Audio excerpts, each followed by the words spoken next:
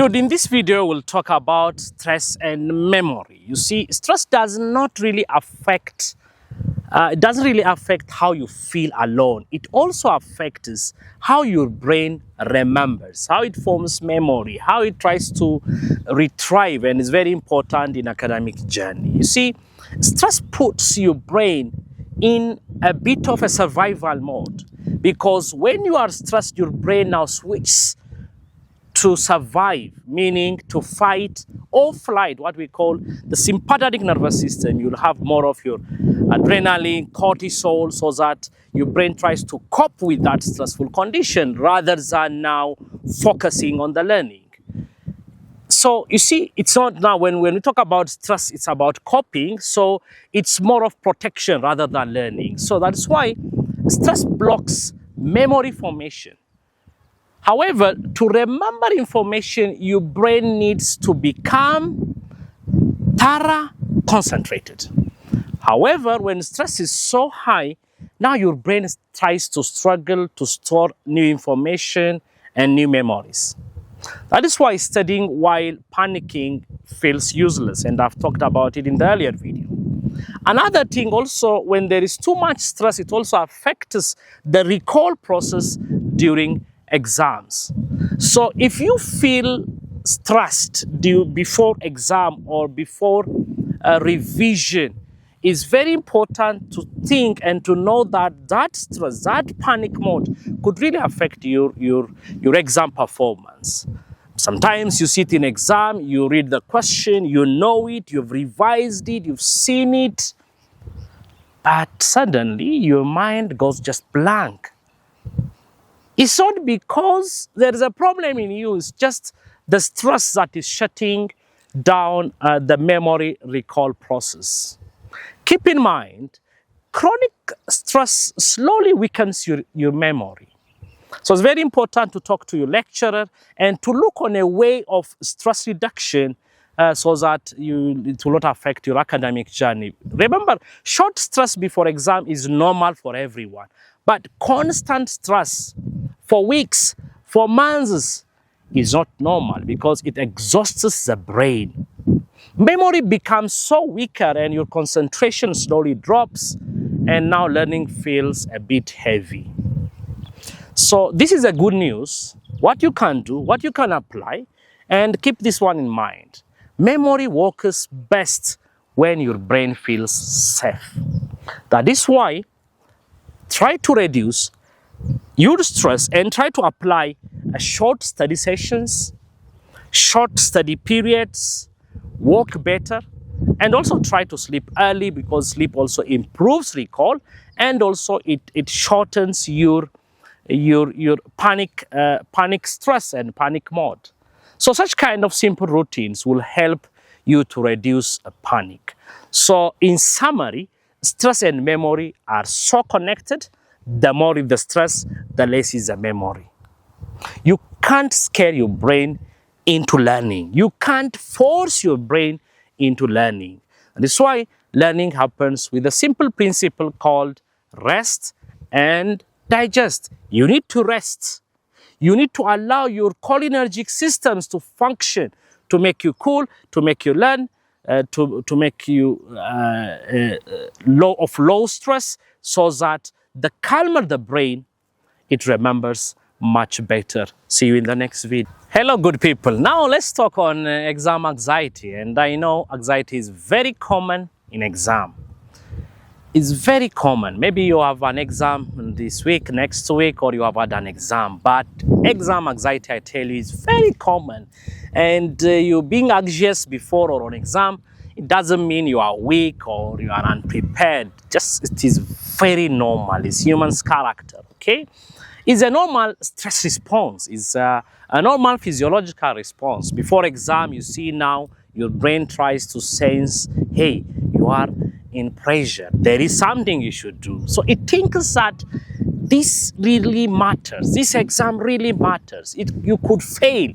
So that is why the anxiety thing comes in. So it activates also the stress hormone pathway. Okay, this whole reaction is normal on everyone, okay? However, when anxiety is a bit too much, it could also affect thinking, However, it doesn't affect much on not intelligence. You see, when anxiety rises, thinking now becomes too much harder. And some of the symptoms you'll notice when you are anxious is now your heartbeat is too fast, and now you are breathing very fast.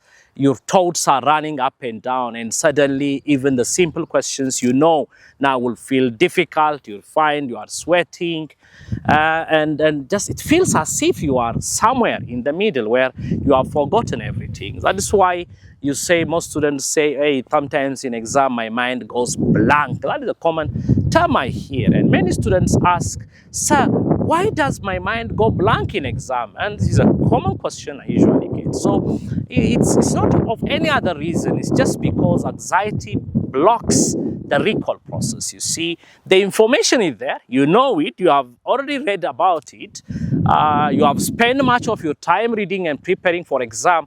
But now stress is coming and covering that recall process. So when anxiety grows, then now your memory will have a problem. Recall will have a problem. It does not mean that you have not prepared. So if you only reread your notes, you don't feel now again confident. Maybe sometimes the source of the anxiety could also be from how you read, how you've revised the information, okay? So some of the options you can use to reduce anxiety during exam is what we call try to test yourself before the exam. Do past exam papers. That is a good thing. So you know the kind of exam you can expect, okay? So it's very difficult to completely eliminate anxiety from exam, but it's possible to reduce it, okay? It's very possible to reduce anxiety. One, try to prepare early, in advance. Day one of your semester, that is where you start reading thoroughly. Try to apply testing yourself in the middle of your reading. As we talked in the previous video, try to have spaced reading, not continuous reading. Reread, again test yourself. That is so good. Have a good sleep pattern, and during exam, don't try to take too much of stimulant. Try to cool down. And also try to focus on one question at a time, even in exam. That is very important. Don't try to read all questions. One question you read, you answer, you go to the next one. So remember, anxiety is not your enemy. Rather, uncontrolled anxiety is the one that could have deleterious effect on your health, on your performance. So if you feel anxious before exam, don't panic. Cool down, slow down, breathe, and just trust your preparation. Tell your brain, now I've prepared for exam. I've read for this exam. I know the subject matter. Be confident, okay? It's not about just being confident by claiming I'm confident. Hope you've really done your part before the exam. Now during exam, cool down and try to do your exam. Those of you with exams, I wish you very good luck.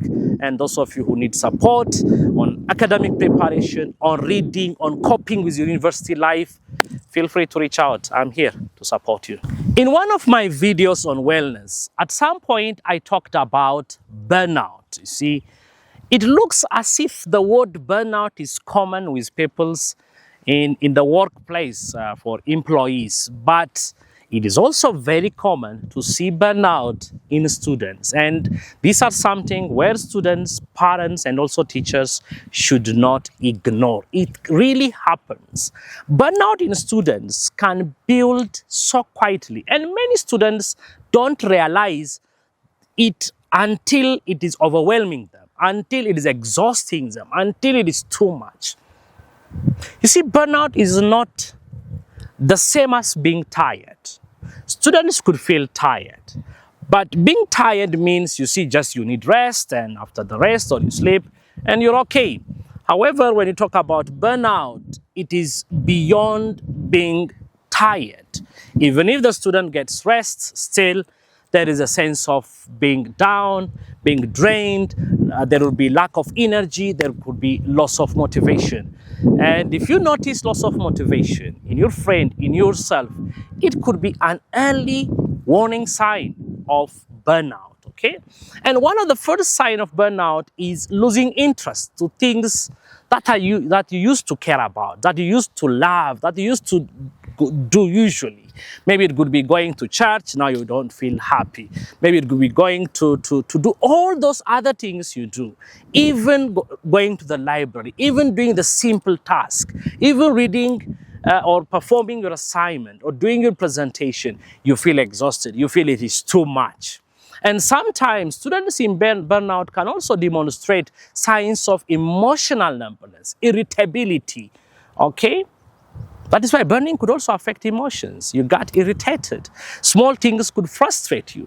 So especially parents to your young ones, if you have a child in university, and if you see such kind of emotional changes, it's very important to sit down and to have a one-to-one talk with your child, because yes, high school, even university life sometimes could affect some students, and some students could demonstrate a feeling of burnout. So it's very important to identify what is the source of this burnout before students look for another option. And if you are the one listening, if you are a student, and if you are feeling sense of burnout, emotional being drained, if you feel that you are not interested in doing anything, if you feel your concentration is going down and down every day, that could be a sign where you should seek for a health care, a health facility care.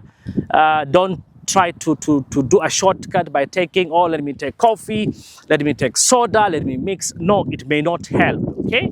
So sometimes since it's a very quiet thing, burnout students, you'll find them studying for long hours, but it may not be bringing that kind of change, that kind of help. So that's why then they will find it in their exams, the performance is low, and no one is really understanding whether this student is going through some kind of emotional challenge, emotional problems. It could be a clinical problem, it could be a psychological problem, but this needs to be attended. It should be recognized. So if you recognize any of signs in yourself, among your colleagues or family members, it's very important to talk about it and to look for help, maybe in your school psychologist, medical doctor, or someone nearby.